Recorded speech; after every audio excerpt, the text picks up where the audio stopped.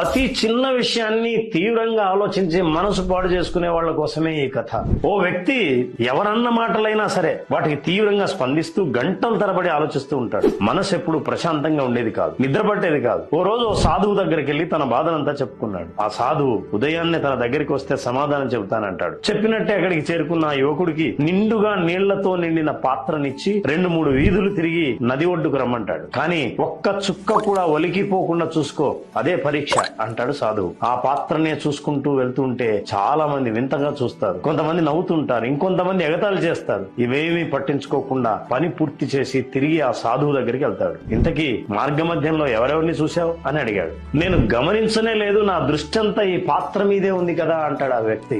అప్పుడు సాధువు నవ్వి, మరి అదే కదా జీవితం, ఎవరేమన్నా వాటిని పట్టించుకొని విపరీతంగా ఆలోచించే వాళ్ళ జీవితం ఇలాగే ఉంటుంది. అనవసరంగా రాబోయే దాని గురించి ఆందోళన చెందకు, జరిగిపోయిన దాని గురించి చింతించకు. ప్రస్తుతం